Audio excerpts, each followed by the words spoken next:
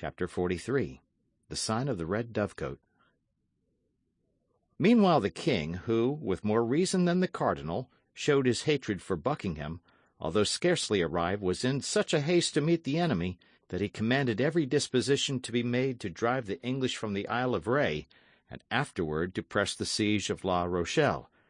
But notwithstanding his earnest wish, he was delayed by the dissensions which broke out between Messieurs Bassompierre and Schomberg against the Duc d'Angoulême. Messieurs Bassompierre and Schomberg were marshals of France, and claimed their right of commanding the army under the orders of the king. But the cardinal, who feared that Bassompierre, a Huguenot at heart, might press but feebly the English and Rochellais, his brothers in religion, supported the Duc d'Angoulême, whom the king, at his instigation, had named lieutenant-general. The result was that to prevent Messieurs Bassompierre and Schomberg from deserting the army, a separate command had to be given to each. Bassompierre took up his quarters on the north of the city, between Leu and Dompierre, the Duc d'Angoulême on the east, from Dompierre to Perigny, and Monsieur de Schomberg on the south, from Perigny to Angoutin. The quarters of Monsieur were at Dompierre. The quarters of the king were sometimes at Estrées, sometimes at Jarry. The cardinal's quarters were upon the downs, at the bridge of La Pierre, in a simple house without any entrenchment. So that Monsieur watched Bassompierre, the king, the Duc d'Angoulême, and the cardinal, Monsieur de Schomberg. As soon as this organization was established, they set about driving the English from the Isle. The juncture was favourable. The English, who require, above everything, good living in order to be good soldiers, only eating salt meat and bad biscuit, had many invalids in their camp. Still further, the sea, very rough at this period of the year all along the sea-coast, destroyed every day some little vessel, and the shore, from the point of l'Aiguillon to the trenches, was at every tide literally covered with the wrecks of pinnacles, roberges, and feluccas.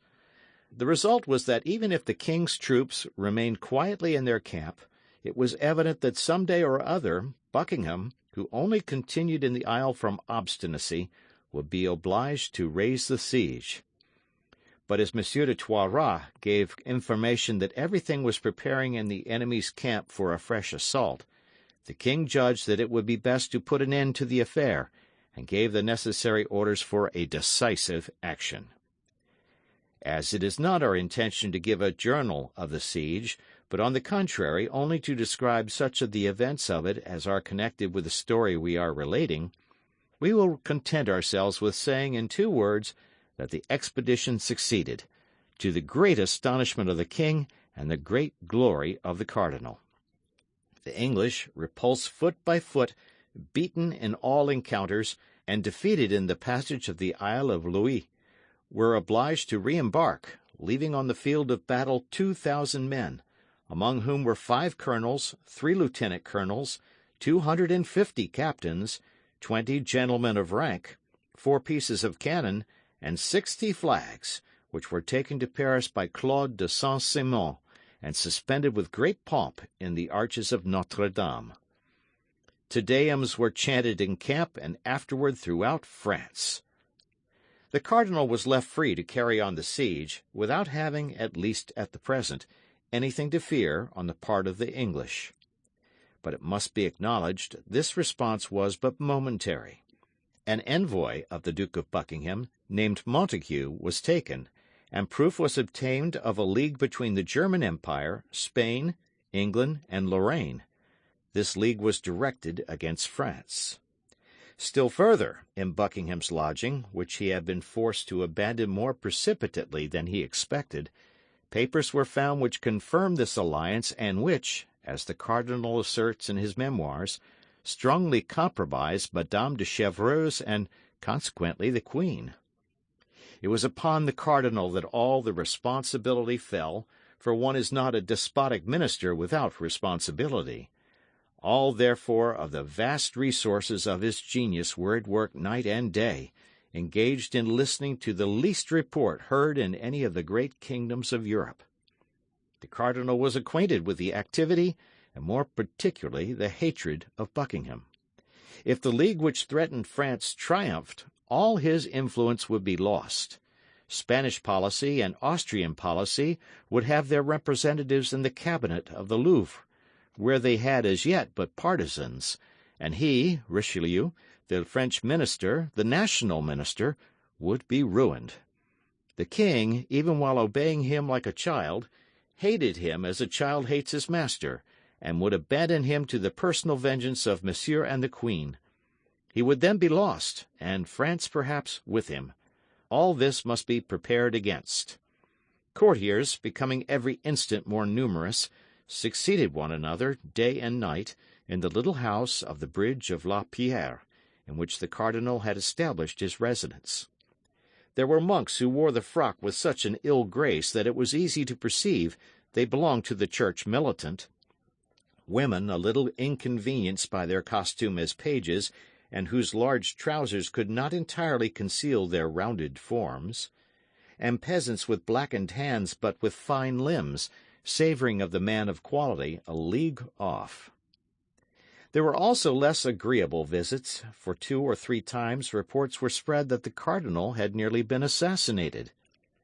It is true that the enemies of the cardinal said that it was he himself who set these bungling assassins to work, in order to have, if wanted, the right of using reprisals, but we must not believe everything ministers say, nor everything their enemies say. These attempts did not prevent the cardinal, to whom his most inveterate detractors have never denied personal bravery, from making nocturnal excursions, sometimes to communicate to the Duc d'Angoulême important orders, sometimes to confer with the king, and sometimes to have an interview with a messenger whom he did not wish to see at home. On their part, the Musketeers, who had not much to do with the siege, were not under very strict orders, and led a joyous life. This was the more easy for our 3 companions in particular, for being friends of Monsieur de Treville, they obtained from him special permission to be absent after the closing of the camp. Now, one evening when D'Artagnan, who was in the trenches, was not able to accompany them, Athos, Porthos, and Aramis, mounted on their battle steeds, enveloped in their war cloaks, with their hands upon their pistol butts, were returning from a drinking-place called the Red Dovecot, which Athos had discovered 2 days before upon the route to Jarry, following the road which led to the camp, and quite on their guard, as we have stated, for fear of an ambuscade, when, about a quarter of a league from the village of Boisnau, they fancied they heard the sound of horses approaching them. They immediately all 3 halted, closed in, and waited, occupying the middle of the road. In an instant, and as the moon broke from behind a cloud, they saw at a turning of the road 2 horsemen who, on perceiving them, stopped in their turn, appearing to deliberate whether they should continue their route or go back. The hesitation created some suspicion in the 3 friends, and Athos, advancing a few paces in front of the others, cried in a firm voice, "Who goes there?" "Who goes there yourselves?" replied one of the horsemen. "That is not an answer," replied Athos. "Who goes there? Answer, or we charge." "Beware of what you are about, gentlemen," said a clear voice which seemed accustomed to command. "It is some superior officer making his night rounds," said Athos. "What do you wish, gentlemen?" "Who are you?" said the same voice, in the same commanding tone. "Answer in your turn, or you may repent of your disobedience." "King's Musketeers," said Athos, more and more convinced that he who interrogated them had the right to do so. "What company?" "Company of Tréville." "Advance, and give an account of what you are doing here at this hour." The 3 companions advanced rather humbly, for all were now convinced that they had to do with someone more powerful than themselves, leaving Athos the post of speaker. One of the 2 riders, he who had spoken second, was 10 paces in front of his companion. Athos made a sign to Porthos and Aramis also to remain in the rear, and advanced alone. "Your pardon, my officer," said Athos, "but we were ignorant with whom we had to do, and you may see that we were keeping good guard." "Your name?" said the officer, who covered a part of his face with his cloak. But yourself, monsieur, said Athos, who began to be annoyed by this inquisition. Give me, I beg you, the proof that you have the right to question me. Your name? Repeated the cavalier a second time, letting his cloak fall and leaving his face uncovered. Monsieur the Cardinal, cried the stupefied Musketeer. Your name, cried his Eminence for the third time. Athos, said the Musketeer. The Cardinal made a sign to his attendant, who drew near. These 3 Musketeers shall follow us, said he in an undertone. I am not willing it should be known I have left the camp, and if they follow us, we shall be certain they will tell nobody. We are gentlemen, monseigneur, said Athos. Require our parole and give yourself no uneasiness. Thank God we can keep a secret. The cardinal fixed his piercing eyes on this courageous speaker.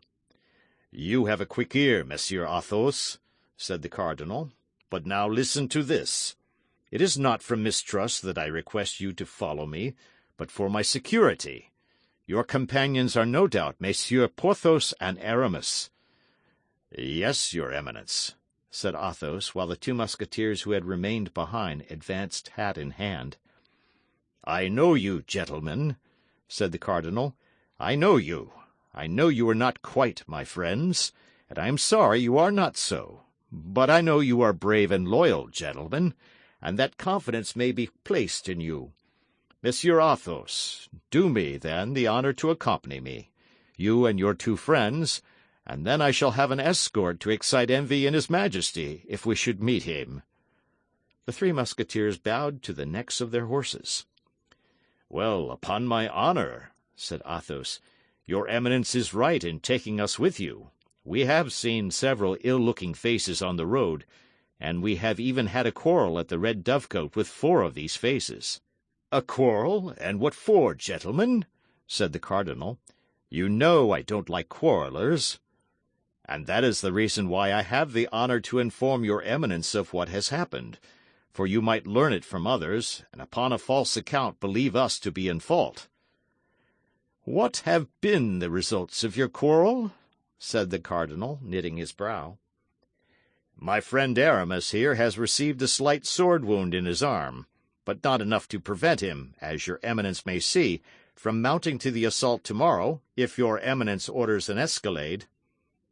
But you are not the men to allow sword wounds to be inflicted upon you thus, said the cardinal. Come, be frank, gentlemen. You have settled accounts with somebody.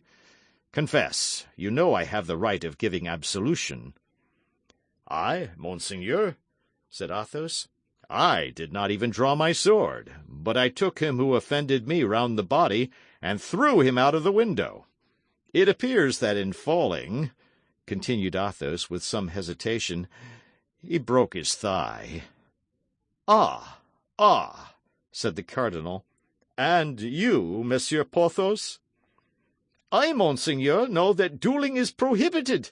I seized a bench and gave one of those brigands such a blow that I believe his shoulder is broken. Very well, said the cardinal. And you, Monsieur Aramis?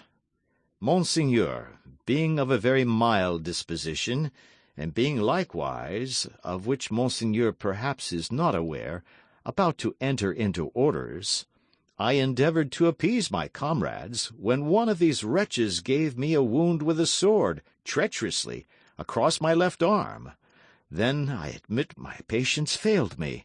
I drew my sword in my turn, and as he came back to the charge, I fancied I felt that in throwing himself upon me, he let it pass through his body. I only know for a certainty that he fell, and it seemed to me that he was borne away with his 2 companions. The devil, gentlemen, said the cardinal. 3 men place hors de combat in a cabaret squabble. You don't do your work by halves. And pray, what was this quarrel about? These fellows were drunk, said Athos, and knowing there was a lady who had arrived at the cabaret this evening, they wanted to force her door. Force her door, said the cardinal, and for what purpose? To do her violence, without doubt, said Athos. I have had the honour of informing your Eminence that these men were drunk." "And was this lady young and handsome?" asked the cardinal, with a certain degree of anxiety. "We did not see her, monseigneur," said Athos. "You did not see her? Ah, very well," replied the cardinal quickly. "You did well to defend the honour of a woman, and as I am going to the Red Dovecot myself, I shall know if you have told me the truth." "Monseigneur," said Athos haughtily, "we are gentlemen, and to save our heads we would not be guilty of a falsehood." "Therefore I do not doubt what you say, Monsieur Athos, I do not doubt it for a single instant. But," added he, to change the conversation, "was this lady alone?" "The lady had a cavalier shut up with her," said Athos, "but as notwithstanding the noise this cavalier did not show himself, it is to be presumed that he is a coward." "Judge not rashly, says the Gospel," replied the cardinal. Athos bowed. "And now, gentlemen, that's well," continued the cardinal. "I know what I wish to know. Follow me." The three Musketeers passed behind his Eminence, who again enveloped his face in his cloak, and put his horse in motion, keeping from 8 to 10 paces in advance of his four companions. They soon arrived at the silent, solitary inn. No doubt the host knew what illustrious visitor was expected, and had consequently sent intruders out of the way. 10 paces from the door, the cardinal made a sign to his esquire and the three Musketeers to halt. A saddled horse was fastened to the window shutter.